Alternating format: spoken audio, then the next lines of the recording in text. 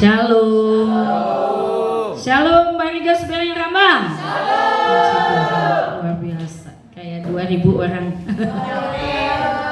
Tuhan Yesus baik, amin. Tuhan Yesus baik, amin. Amin.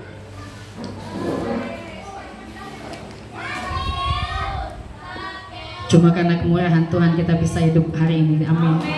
Kasih Tuhan begitu besar bagi kita, tidak bisa kita ukur dengan apapun. Bahkan dengan buah yang kejol habis pun nggak bisa diukur ya. Kasih Tuhan menyertai kita ya Mama Atul. Puji nama Tuhan, luar biasa potensi yang ada di Bering Rambang ini. Ada yang suaranya kayak penginjil, luar biasa, menyampaikan dengan berapi-api. Ada yang dipenuhi roh Tuhan karena habis dilepaskan, dibebaskan, dan dibawa Tuhan kembali ke gerejanya, kepada Tuhan, amin. Amin. Dan pasti Bering Rambang akan penuh kemuliaan Tuhan. Amin, amin, amin. Bapak Ibu, jangan anggap remeh apa yang Tuhan kerjakan kepada setiap kita. Karena Tuhan memperhitungkan kita semua, kita berharga di mata Tuhan, amin. Amin. Siang hari ini kita mau sama-sama mendengarkan kebenaran firman Tuhan. Saya percaya kalau Bapak Gembala mengambil tema di tahun ini, mungkin untuk selama-lamanya dan selama-lamanya. Amin. Ini harus kita hidupi. Apa? Hidup dalam pimpinan Roh Kudus. Hidup dalam pimpinan Roh Kudus. Saya percaya kita semua di tempat ini adalah orang-orang yang sudah mengalami keselamatan yang dari Tuhan. Ya. Kita adalah orang-orang yang sudah ditebus dengan darah Yesus. Kita sudah datang kepada Tuhan, menerima Dia sebagai Tuhan dan Juru Selamat kita. Bahkan kita mengalami pembaharuan dalam kehidupan kita. Dan kita sudah mengalami bagaimana indahnya hidup di dalam Tuhan. Kalau ada Bapak Ibu yang mungkin belum mengalaminya, belum lahir baru, belum menerima Tuhan Yesus sebagai Tuhan dan Juru Selamat, mari datangi Bapak Gembala, pelayan-pelayan di tempat ini. Jangan lewatkan kesempatan ini untuk kita mungkin tidak yakin dengan keselamatan kita. Nanti kalau saya mati, saya kemana ya? Apakah saya masuk surga? Ataukah Tuhan terima saya di surga atau langsung masuk neraka? Kita harus yakin keselamatan kita, amin. Karena sia-sialah iman kita atau sia-sialah kerajinan kita datang beribadah setiap minggu, bersaksi menyala-nyala, tetapi kita belum menerima Tuhan Yesus sebagai Tuhan dan Juru Selamat kita. Bapak Ibu, ketika kita menerima hidup, memberi hidup kepada Tuhan, saya percaya Roh Kuduslah yang mempertobatkan kita, amin. Kita menerima Tuhan sebagai satu-satunya Tuhan dan Juru Selamat kita. Kita mau mengundang Dia masuk dalam hidup kita. Bahkan kita mau supaya Tuhan mencatatkan nama kita dalam kitab kehidupan. Itu adalah buah pertobatan yang dilakukan oleh Roh Kudus. Roh Kudus adalah Roh Allah sendiri yang mau hidup dan berdiam di dalam kita, amin. Berapa banyak Bapak Ibu yang sudah mengundang Roh Kudus masuk ke dalam hatinya? Boleh lambaikan tangan. Oh, beri pujian nama Tuhan. Kita semua sudah mengalami jamahan kuasa Roh Kudus. Tetapi kita tidak mau supaya hanya Roh Kudus masuk ke dalam kita. Alangkah indahnya kalau hidup kita juga boleh dipimpin oleh Roh Kudus. Kita tidak hanya membiarkan kita terima Tuhan Yesus, Bapa masuklah dalam hatiku, catat namaku di dalam kitab kehidupan, nanti kalau kelak engkau datang, aku sudah ada di dalam kerajaan surga. Tapi kita tidak melakukan apa-apa, kita tidak membiarkan Roh Tuhan yang ada dalam kita itu bekerja, bergerak aktif dalam kehidupan kita. Saya penuh sukacita Bapak Ibu mendengar kesaksian Mama Ica, Ibu Robi, Santi ketika mereka menginap di tempat ini. Saya percaya gerakan Roh Kudus sedang bekerja di tempat ini, amin, amin. Kalau kita bilang bahwa Roh Kudus ada di dalam kita, sudah meyakini bahwa Tuhanlah yang memimpin kehidupan kita, itu artinya bahwa kita membiarkan Roh Kudus memimpin kehidupan kita, amin. Bapak Ibu mungkin pernah dipimpin oleh orang. Mungkin di sini ada yang suaminya anak buahnya Pak Tada ya, sebagai bos pimpinan ya. Atau juga dipimpin oleh orang tua kita sebagai orang yang bertanggung jawab Tuhan berikan atas hidup kita.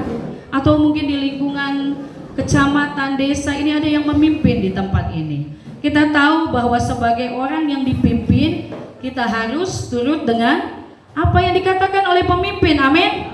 Amin. Kita nggak bisa kita punya pemimpin, tetapi kita mau jalan sendiri. Terserah berangai ngomong apa juga katanya.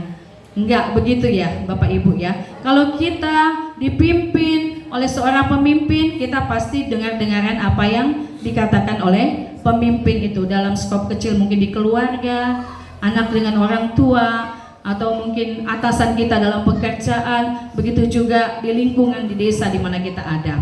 Begitu juga dengan Roh Kudus Bapak Ibu.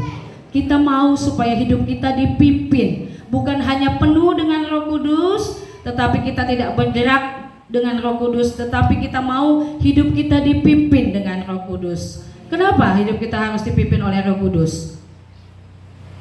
Karena apa? Karena dialah Allah sendiri yang hidup di dalam kita. Amin. Dia bergerak di dalam kita. Roh Tuhan Yesus yang hidup di dalam kita, itulah yang memimpin kita. Saya ketika membuka Roma 8 ayat 14, Bapak Ibu, saya tidak tahu kalau ayat temanya sama Roma 8 ayat 14. Saya mau coba lihat di foto-foto yang kita ambil gitu ya. Cuma ininya nggak kelihatan. Dipimpin oleh Roh Kudus, saya sering bikin di warta, betul? Tetapi ketika saya dari mana ayatnya ya? Saya mau tanya, malu. Saya nggak pernah Bapak Ibu tanya-tanya sama Pak Gembala. Saya malu. Tapi ketika Tuhan kasih Roma 8 ayat 14, mari kita sama-sama yuk baca yuk. Kita sama-sama baca Roma 8 ayat 14. Saya terkejut Bapak Ibu waktu masuk gereja. Oh sama ayatnya. Dari Roma 8 ayat 14. Mari kita sama-sama baca dengan suara yang kuat, suara yang lantang. Sudah dapat? Amin. Sekali lagi sudah dapat? Amin. 1, 2, 3. Semua orang yang dipimpin oleh Roh Allah adalah anak Allah. Semua orang yang dipimpin oleh Roh Allah adalah anak Allah. Siapa anak Allah di tempat ini? Puji nama Tuhan. Bapak Ibu Saudara semua anak Allah, saya anak Allah. Kita adalah ahli waris kerajaan surga. Kita milik Bapa. Oleh sebab itu Bapak Ibu jangan biarkan Tuhan yang sudah menetap dalam kehidupan kita biarkan begitu saja. Kita tidak mau dengar, kita tidak mau turut apa yang Tuhan mau, tetapi biarlah kita hidup di dalam pimpinan Roh Kudus. Bukan hanya mau oh kalau sudah ikut Tuhan ini rajin ajalah ke gereja, itu sudah cukup. Tidak Bapak Ibu, kita harus mengerti apa yang Tuhan mau melalui kehidupan kita. Karena kita diselamatkan bukan untuk diri kita sendiri, benar nggak? Kita diselamatkan untuk keluarga kita, tetangga kita, desa kita, provinsi kita, bahkan bangsa kita. Amin. Kita nggak melihat hari ini, tetapi dampak ketika orang mendengar, oh dari desa Bereng Rambang ada cabang-cabang gereja yang luar biasa di sekeliling Kalimantan Tengah. Amin. Amin. Haleluya. Beri kemuliaan bagi Tuhan. Bapak Ibu, kalau kita dipimpin oleh Roh Kudus, kita tidak lagi berjalan dengan keinginan kita sendiri. Kita nggak boleh lagi berjalan dengan kemauan kita sendiri. Dulu saya berpikir pengen punya cita-cita seperti ini, seperti ini, seperti ini. Tetapi di dalam Tuhan, seluruh kehendak kita, seluruh kehidupan kita masa ini dan masa yang akan datang sepenuhnya adalah kedaulatan Tuhan. Tuhan mau bawa kita kemana, Tuhan mau memimpin kita melakukan apa, biarlah sepenuhnya itu kedaulatan Tuhan. Kita tidak lagi berkuasa atas diri kita sendiri, tetapi siapa yang berkuasa atas kita? Tuhan Yesus. Karena apa Bapak Ibu? Tuhan mendesain kita. Tahu mendesain ya? Seperti ya membentuk, menjadikan gereja ini, atau mungkin yang biasa melihat mebel, ada desain lemari, desain sofa atau bangku, membentuk kita, menjadikan kita menjadi orang-orang yang lebih dari pemenang. Makanya saya tadi terkejut, aduh ini nyambung dengan lagu Mama Meme ini hari ini. Bapak Ibu, kita ini lebih dari Pemenang. Apa bedanya pemenang dengan lebih dari pemenang? Apa bedanya coba? Nggak cukup kan Tuhan jadi pemenang? Pemenang itu diibaratkan sebuah lomba yang harus kita ikuti dan kita berkompetisi di situ, kita bertanding dan akhirnya kita keluar menjadi seorang juara atau pemenang. Tapi firman Tuhan katakan, kita buka di Roma 8 ayat 37. Mari kita buka bersama-sama. Benar gak sih Tuhan mau atau membentuk kita dari awalnya untuk kita menjadi pribadi yang lebih dari pemenang? Santi dengan kuat boleh bisa baca, bisa berdiri. Santi baca firman. Tetapi dalam semua itu kita lebih daripada orang-orang yang pemenang. Yang menang. Yang menang oleh karena Dia yang mengasihi kita. Lebih dari orang-orang yang menang. Lebih dari orang-orang yang menang. Orang menang aja udah senang ya, Bapak Ibu, benar ya? Tetapi kita dikatakan lebih dari orang-orang yang menang. Seperti apa sih orang-orang yang menang? Saya teringat Bapak Ibu, waktu kita mau bikin Natal tahun lalu, tidak ada rencana kita sedikit pun untuk mengadakan Natal, betul? Amin. Ya, amin. Tetapi datang PGPI, nanti kami bantu konsumsinya supaya Bereng Rambang mengadakan Natal bersama PGPI. Ada usaha kita? Nggak ada. Cuma kita rindu memang ada lagi Natal di tempat ini supaya banyak orang lebih banyak dijangkau. Bahkan bukan cuma itu Bapak Ibu. Waktu kita mulai Natal, kita semua mempersiapkan sibuk semua Natal dengan dana yang ada, bahkan kita merasakan betapa luar biasanya Tuhan mencukupkan segala sesuatunya, makanan, minuman, door prize. Tetapi dengan santai-santai saja kita menikmati Natal, ada Bapak Pendeta Fernandes yang maju ke depan. Dan dia bilang bahwa gereja ini membutuhkan renovasi gedung untuk setiap jemaat boleh menikmati ibadah di tempat ini. Apakah itu nggak lebih dari pemenang Bapak Ibu? Ya, lebih dari pemenang. Karena kita nggak pernah membayangkan hal seperti itu, tetapi Tuhan yang melakukannya bagi kita. Kita mengikuti pertandingan dan kita mengharapkan berhasil. Tetapi lebih dari itu, Tuhan menyediakan yang lebih dari yang pernah kita pikirkan dan bayangkan. Itu lebih dari pemenang. Sama seperti Bapak Mama Meme mungkin dalam usahanya. Orang lain mungkin dari pagi subuh sudah berangkat ke lanting sampai malam hari, sampai capek badan, begelinu, encok, marah-marah lagi di rumah, banting sana, banting sini, hasilnya jong. Nah, tetapi kita yang Tuhan katakan lebih dari pemenang, santai, pergi ke lanting, berdoa bersama keluarga dulu pagi, ya kan? Ya nggak Bapak Meme? Bangun mesbah keluarga, bersandar kepada Tuhan, baru pergi bekerja, dan lihat hasilnya. Jam 3 udah bisa pulang, jam 4 udah bisa pulang, ya. Dan Tuhan memberikan hasil tepat seperti yang dibutuhkan oleh mereka. Amin. Amin. Itu lebih dari benar. Beri kemuliaan bagi Tuhan. Haleluya, haleluya. Oleh sebab itu, apa yang Tuhan mau? Kemenangan apa yang Tuhan mau dalam kehidupan kita, untuk kita raih, untuk kita dapatkan. Tuhan janji bahwa kita adalah umat yang lebih dari pemenang. Kemenangan apa yang akan kita dapat kalau kita mau dipimpin oleh Roh Kudus? Kalau kita mau melakukan apa yang Tuhan perintahkan kepada kita melalui rohnya yang hidup di dalam kita. Yang pertama, saya ada catat ada 20 mungkin ya. Enggak ya Bapak Ibu. Kalau 20 besok selesainya. Ada 3 hal yang saya catat di tempat ini. Pertama, kemenangan atas dosa. Ketika kita datang sama Tuhan, ketika kita memberi hidup kita kepada Tuhan, ketika kita mau menyerahkan diri kita kepada Tuhan, percaya dalam hati, mengaku dengan mulut bahwa Tuhan itu juru selamat kita, kita tidak lagi memiliki benih dosa. Dosa tidak ada lagi dalam kita. Karena apa?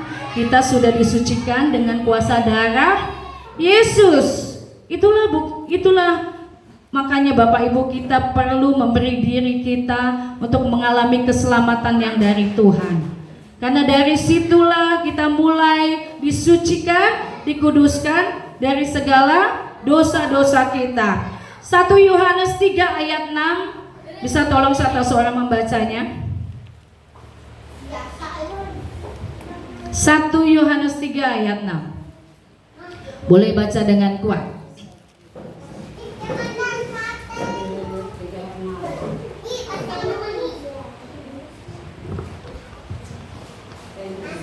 Yohanes 3 ayat 6. Karena itu setiap orang yang tetap berada di dalam Dia tidak berbuat dosa lagi. Setiap orang yang tetap berbuat dosa tidak melihat dan tidak mengenal Dia. Amin. Setiap orang yang berada dalam Dia, dianya siapa ini?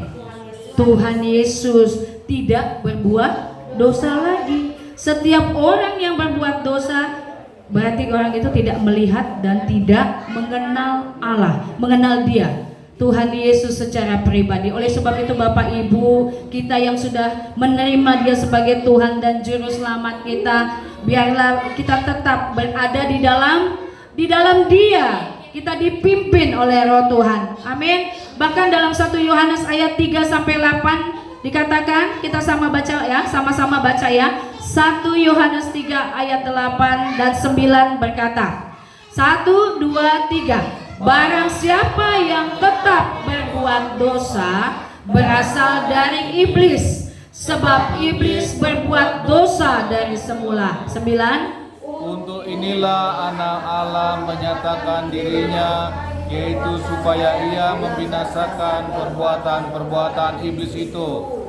Setiap orang yang lahir dari Allah tidak berbuat dosa lagi, sebab benih ilahi tetap ada di dalam Dia, dan ia tidak dapat berbuat dosa karena ia lahir dari Allah.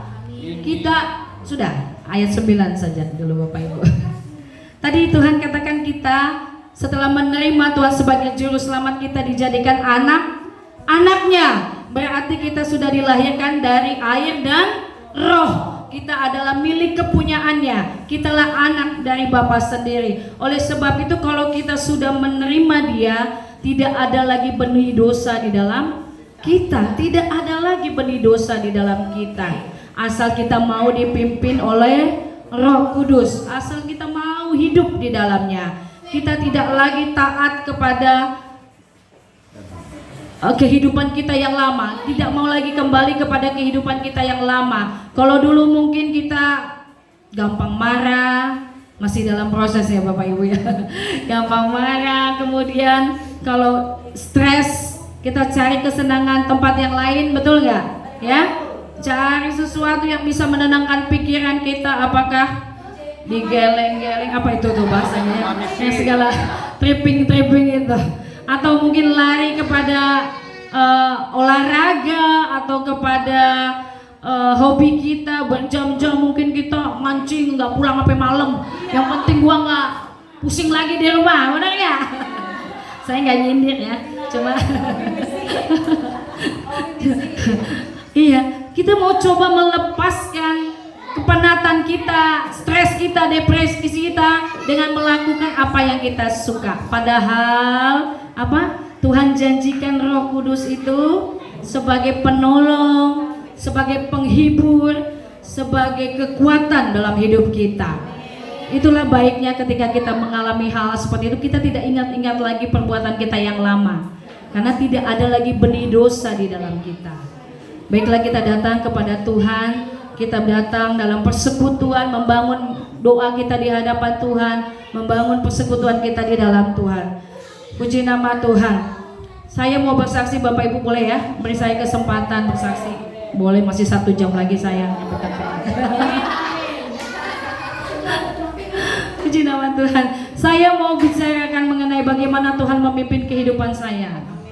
Bagaimana Roh Tuhan itu memimpin saya dari yang saya tidak mengenal siapa Tuhan kepada orang yang bisa berada di desa Bereng Rambang ini Bapak Ibu. Tahun 94 saya berkuliah ke Bandung. Sebelumnya saya tinggal di Bekasi kan. Tinggal di Bekasi, saya berkuliah ke Bandung. Itu juga bukan karena keinginan saya.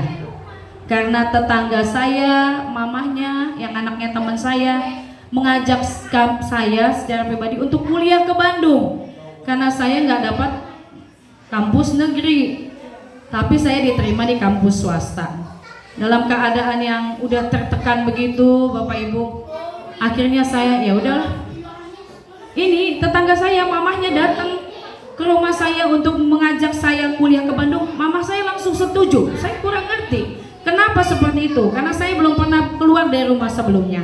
Singkat cerita 94 saya mulai kuliah, tetapi saya sudah melayani sebelumnya di SMA, sudah melayani ikut pelayanan pelajar SMA. Saya sudah menerima Tuhan Yesus sebagai Tuhan dan Juru Selamat pribadi, tetapi saya belum menerima baptisan. Tahun 94 saya mulai kuliah di Bandung dan saya dibaptis tahun 95, dan saya diajarkan waktu itu kalau kamu mau dibaptis berdoa supaya Tuhan melawat dan sekalian melawat kamu dengan baptisan Roh Kudus. Saya diajar waktu itu Bapak Ibu supaya sungguh kehidupan saya bisa diubahkan, saya harus mengalami baptisan Roh Kudus. Dan waktu saya dibaptis, Tuhan langsung memberikan saya baptisan Roh Kudus di air itu dengan tanda-tanda bahasa-bahasa roh, bahasa-bahasa yang baru. Nanti kita belajar Bapak Ibu ya. Kemudian tahun 97 saya lulus Bapak Ibu dari kampus. Di kampus itu tahun 94 sampai 97 saya melayani di pelayanan pemuda mahasiswa di kampus. Saya di PA-kan, saya dimuridkan maksudnya. Saya dimuridkan dan saya juga memuridkan orang-orang di bawah saya. Sampai akhirnya 97 saya selesai di wisuda dari kampus itu, saya ngambil D3 diploma sekretaris waktu itu. 1 minggu sebelum wisuda kami diajar untuk sudah mengirimkan surat lamaran ke perusahaan-perusahaan di Jakarta, dan ada beberapa perusahaan itu juga merupakan milik kepunyaan alumni dari kampus itu juga. Saya Bapak Ibu begitu lulus, seminggu sesudah di wisuda, hampir semua surat yang saya kirimkan itu memanggil saya untuk interview. Bayangkan Bapak Ibu, saya masuk ke gedung-gedung tinggi di Jakarta itu yang belum pernah sekalipun waktu itu saya masukin ke tower-tower yang tinggi-tinggi di Jakarta itu hanya untuk interview, dan beberapa dari mereka mau supaya saya diterima di beberapa perusahaan yang saya datangin itu, bahkan menawarkan gaji yang sangat luar biasa. Tetapi saya mau pilih yang mana yang tepat bagi saya. Satu sisi memang ada kesedihan saya meninggalkan kota Bandung, karena disitulah saya belajar melayani Tuhan di Bandung. Tetapi karena ongkos kuliah mahal dan saya diharapkan untuk bekerja, maka waktu itu saya tetapkan diri saya untuk mau bekerja setelah lulus. Dan dosen saya, dekan saya waktu itu mendorong saya untuk saya bekerja di satu perusahaan yang merupakan alumni dari kampus itu. Akhirnya saya memutuskan untuk bekerja di perusahaan itu yang bosnya adalah, maksudnya bos atasnya ya, itu adalah alumni dari kampus saya itu. Saya di training 3 bulan di Tangerang Bapak Ibu, pulang pergi dari Bekasi naik bis ke Tangerang, pulang pergi, dan setelah 3 bulan saya dipindahkan ke kantor cabang di Cikarang.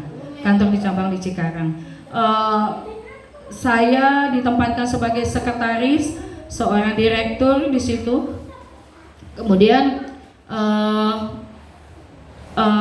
punya ruangan khusus, fasilitas yang enak, diantar jemput segala macam gitu.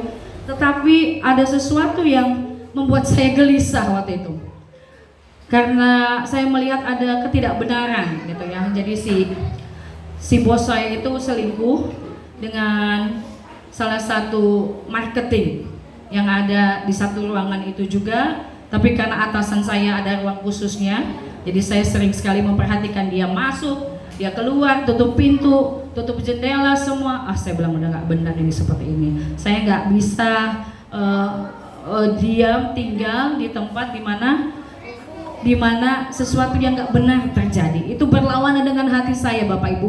Walaupun gaji saya cukup di situ, sangat cukup. Bahkan saya dianggap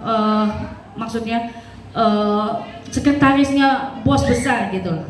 Tapi saya nggak bisa. 6 bulan saya bekerja di situ, saya putuskan untuk keluar. Saya mengundurkan diri dari perusahaan itu. Waktu itu memang belum ada keberanian saya untuk menegur salah satu dari antara mereka karena itu bos saya. Dan satu yang itu marketing yang paling handal di perusahaan itu karena dia banyak membawa pelanggan. Akhirnya saya yang mundur dari perusahaan itu Bapak Ibu. Dan baru berapa hari saya mundur dari perusahaan itu, teman saya udah telepon, Dorcas, udah tahu ya nama saya, Dorcas. Kamu mau kerja nggak katanya? Di sini ada lowongan sebagai sekretaris di Rumah Sakit Siloam Gleneagles di Tangerang lagi Bapak Ibu. Kebayang dari Wiro Tangerang ke Bekasi itu cukup jauh Bapak Ibu. Jadi daripada saya nggak bekerja, langsung saya terima. Saya terima pekerjaan itu.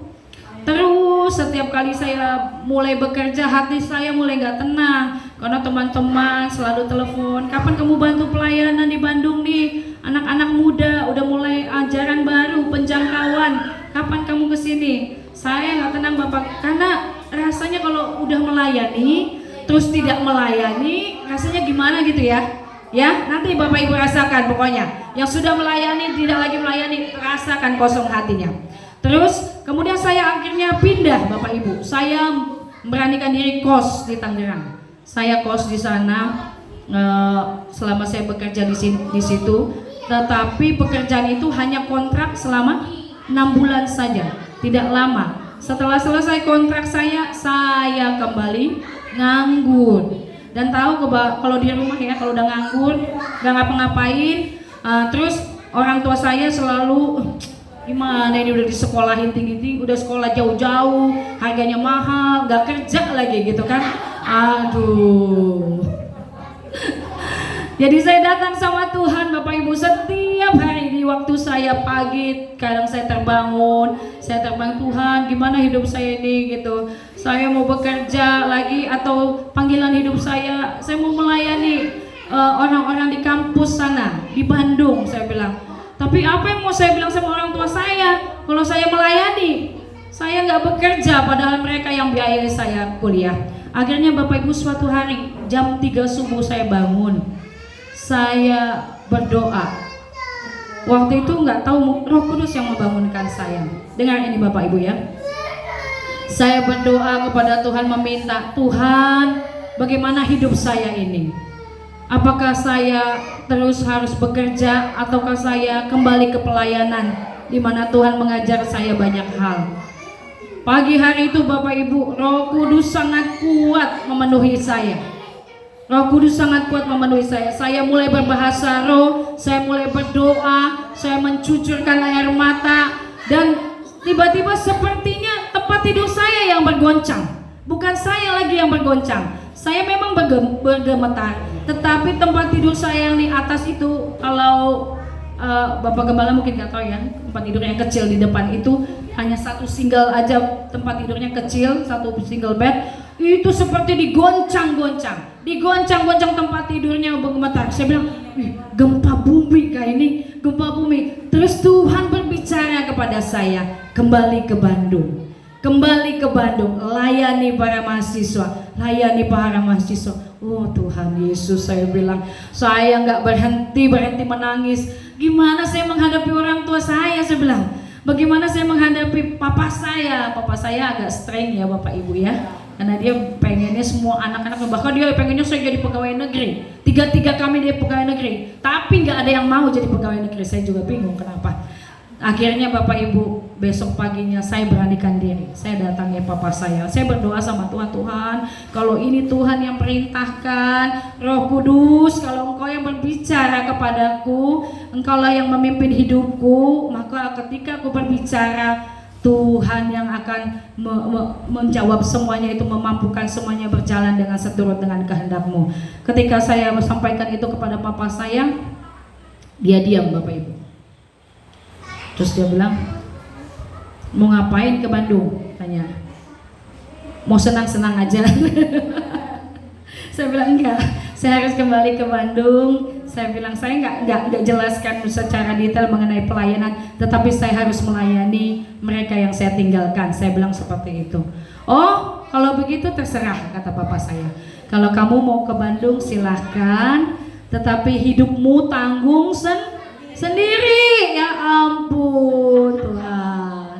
Tapi saya suka cita Bapak Ibu, karena artinya saya boleh ke Bandung, apapun kondisinya, apapun syaratnya. Saya siapkan hati saya pergi ke Bandung. Sampai di sana teman-teman pelayanan saya senang Bapak Ibu. Mereka carikan kami kos sama-sama. Satu rumah kos itu walaupun pintunya di atas itu beda-beda, kami satu kos. Saya disambut dengan penuh sukacita di sana. Terus saya lihat-lihat, wah masih ada nih sisa-sisa gaji saya untuk hidup saya, untuk makan saya, untuk bayar kos. Kalau di sana kosnya kecil Bapak Ibu, jadi harganya masih murah. Tetapi mau berapa lama sih saya tinggal di sini? Dari mana uang saya kan? Dari mana? Bapak saya nggak mau kasih uang lagi, di stop semua kiriman, nggak ada lagi itu.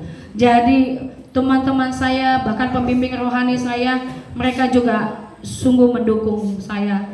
Waktu itu nggak sampai seminggu saya di Bandung, saya sudah dicarikan pekerjaan dan saya masuk ke sebuah perusahaan luar negeri, perusahaan asing, dan dia melihat bukan pengalaman saya kerja, bukan. Dia hanya melihat ada satu selembar kertas yang namanya clearance slip atau nilai, daftar nilai dari kampus saya yang semua pelajarannya pakai bahasa Inggris Bapak Ibu, seperti PPKN atau Pancasila kan. Itu semuanya ditulis pakai bahasa Inggris, nilainya pakai bahasa Inggris. Terus karena saya sekolah di sekolah Advent, ada pelajaran agama juga, jadi dia pikir kok ada hari gini kampus masih ngajarin agama. Kalau dulu kan memang dari SD, SMP aja gitu kan. Dia melihat itu, satu lembar ini apa katanya? Apakah benar di kampus kamu tuh pakai bahasa Inggris katanya? Iya Pak, kami pakai buku bahasa Inggris, pelajarannya pakai bahasa Inggris, buku textbooknya. Iya Pak, pakai buku bahasa Inggris. Dia geleng-geleng, oh masih ada ya di Indonesia yang, maksudnya di kota Bandung itu yang pakai bahasa Inggris. Dan hanya karena itu Bapak Ibu saya diterima di tempat ini. Puji nama Tuhan. Saya pikir inilah jalan keluar yang Tuhan berikan bagi saya untuk saya boleh melayani pekerjaan Tuhan. Letak kami tinggal dengan tempat pelayanan tidak dekat Bapak Ibu, jauh di Lembang.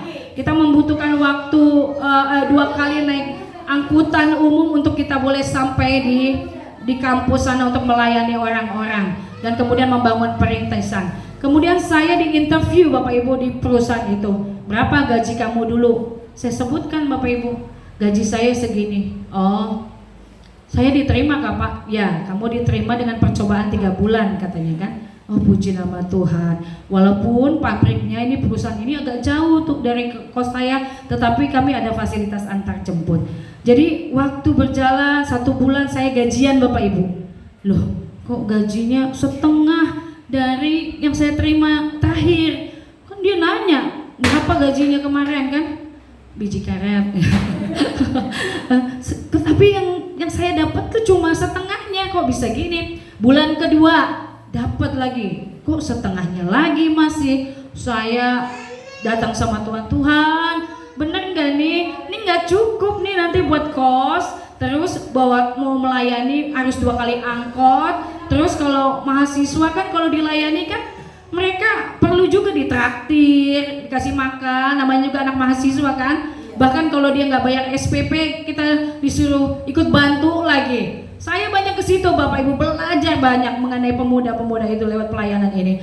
Kemudian bulan ketiga terjadilah, bulan ketiga saya digaji segitu lagi katanya saya. Aduh Tuhan. Ya udah, akhirnya saya dipanggil bulan ketiga itu. Masa percobaan selesai, saya dipanggil sama direktur yang punya perusahaan itu. Bagaimana kerja di sini? Betah Pak gitu. Betah Pak. Tapi kenapa? Kenapa gaji saya setengah dari yang terakhir? Saya jujur Bapak Ibu. Saya jujur, loh kamu dapat berapa? Saya dapat segini Pak. Aku bilang, loh saya perintahkan kamu dikasih segini katanya. Terakhir gaji saya seperti itu ya. Saya perintahkan gaji kamu segini, kenapa kamu dapat segitu? Saya nggak tahu Pak. Kamu nggak nanya ke bagian keuangan? Nggak tanya Pak, masa saya berani tanya Pak, orang saya bekerja di sini. Kemudian Bapak Ibu, oke, mulai hari ini, mulai bulan ke depan, gaji kamu yang setengahnya lagi akan akan dikembalikan ke kamu dan kamu dapat 2 kali lipat gaji penuh. Puji nama Tuhan, Bapak Ibu. Saya luar biasa. Untung saya nggak protes waktu itu ya. Mungkin dia lagi mencobai saya, ini lagi ngetes nih ya. Ini mata duitan nggak ya? Ini mau kerja karena duit enggak ya? Tapi karena saya datang sama Tuhan, makanya saya menahan diri saya untuk tidak mempertanyakan hal ini. Dan betul, saya digaji akhirnya 2 kali lipat dari gaji yang full dari sebelumnya itu. Puji nama Tuhan. Dan akhirnya saya bisa melayani kembali. Bapak Ibu mungkin tahu kalau saya bagian repot ke sana sini sampai bisa ketemu sama Bapak Gembala ini di angkot, itu luar biasa. Si Santi tahu. Jadi Bapak Ibu, kalau Tuhan Roh Kudus berbicara dan saya tidak merespon untuk ke Bandung, mungkin saya tidak bisa ada di tengah-tengah Bapak Ibu hari ini. Karena dengan di Bandung lah saya ketemu Bapak Gembala, jantung hati saya. Prosesnya panjang, nggak mudah, dan bisa aja kita nggak tahan. Tetapi bersama dengan Roh Kudus yang memimpin hidup kita diajarkan ketaatan, kita diajarkan untuk tahan dengan segala situasi. Maka Tuhan memberikan kita kemenangan, bahkan lebih dari kemenangan. Puji nama Tuhan. Yang kedua, Bapak Ibu, apa kemenangan apa yang Tuhan berikan kepada kita? Menang atas daging, menang atas daging. Ini yang terus Bapak Gembala sampaikan. Keinginan daging itu banyak sekali, amin. Keinginan daging itu banyak sekali di sekeliling kita.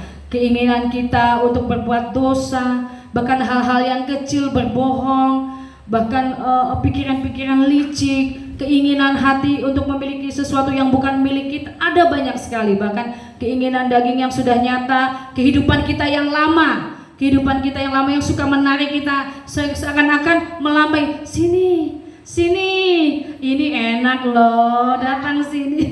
Ayo coba lagi itu Bapak Ibu. Tapi di dalam pimpinan Roh Tuhan katakan bahwa kita berkemenangan atas keinginan daging. Bapak Ibu, jangan bikin kategori dosa itu ada yang kecil, ada yang besar.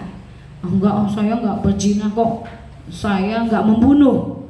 Saya enggak melakukan dosa yang besar, tapi dosa kecil sekalipun itu akan mematikan roh kita. Amin. Mematikan roh yang ada dalam kita itu. Dosa yang kecil yang kita biarkan terus berkembang dalam hidup kita, dalam tubuh kita ini, dalam hati kita, itu mematikan semua pimpinan Roh Kudus dalam hidup kita. Saya belajar waktu itu dari Pastor Tony. Bapak Ibu, terakhir kapan kamu mendengar Roh Kudus? Terakhir kapan kamu taat kepada perkataan Roh Kudus? Bapak Ibu, Roh Kudus bisa berbicara kepada kita. Ketika kita mau melakukan sesuatu yang tidak baik, pasti ada sesuatu yang gak enak di hati kita, benar? Iya. Kita gelisah, kita kerjain gak ya? Kita bilang gak ya begini? Bilang gak ya? Ada satu perasaan yang sungguh-sungguh gak enak, dan itu membuat kita gak nyaman. Tetapi ketika kita diperhadapkan oleh pilihan, amin, ya. Setiap kehidupan kita, benar nggak? Mau pilih mana? Mau pilih baca firman atau nonton India? Mau pilih menanjung ke mana? Menanjung mana di sini ya? Pasar malam? Atau mungkin menjaga anak kita yang sakit? Ada banyak pilihan yang harus kita buat. Tetapi kalau Roh Kudus yang memimpin kehidupan kita percaya bahwa Tuhan yang akan mengingatkan kita apa yang baik untuk kita ambil. Amin. Amin. Ketika kita hidup di dalam pimpinan Roh Kudus. Bapak Ibu, Pastor kami bilang, kapan terakhir kamu mendengar suara Roh Kudus?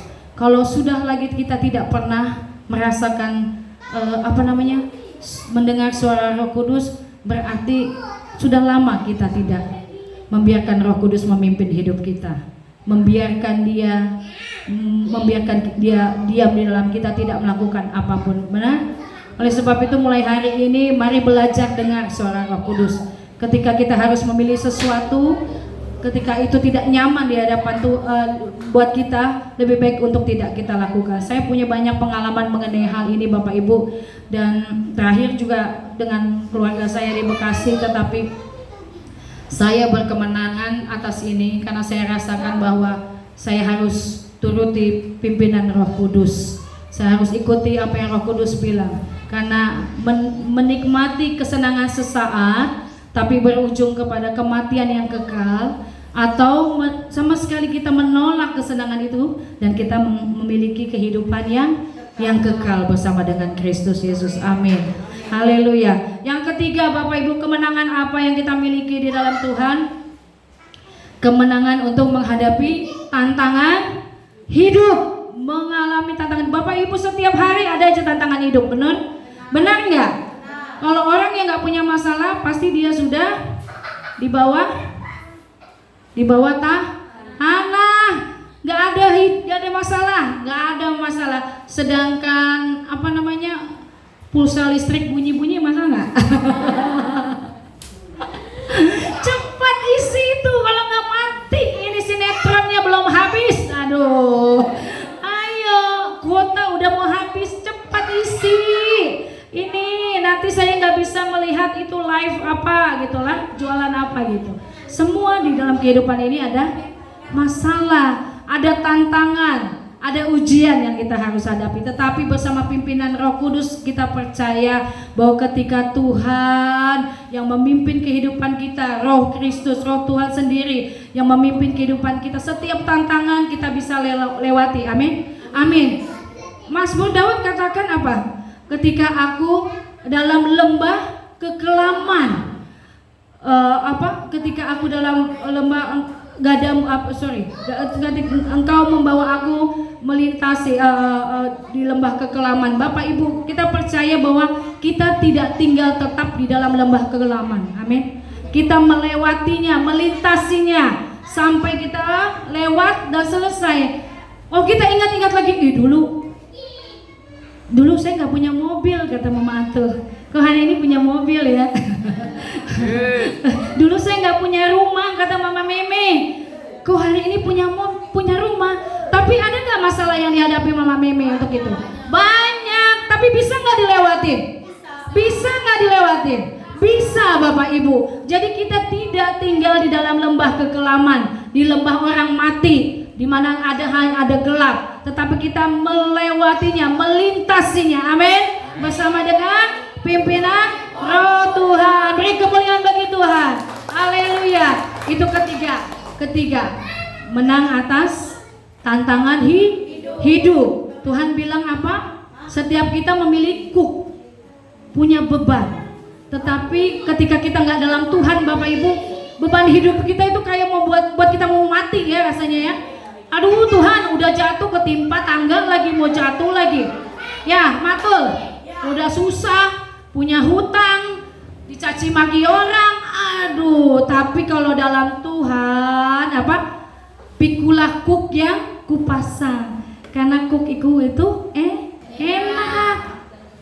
Tidak melebihi dari kekuatan kita. Jadi apapun masalah tantangan yang kita hadapi, percaya Bapak Ibu, Tuhan gak pernah kasih kuk yang menjatuhkan kita, membuat kita terperosok, gak pernah. Tuhan kasih kuk tantangan yang enak. Karena apa? Karena Roh Kudusnya sudah Dia utus. Waktu Dia naik ke atas surga, Dia sudah menjanjikan ada Roh penolong, penghibur yang memberi kekuatan kepada kita. Amin. Amin. Tidak tiga kemenangan itu.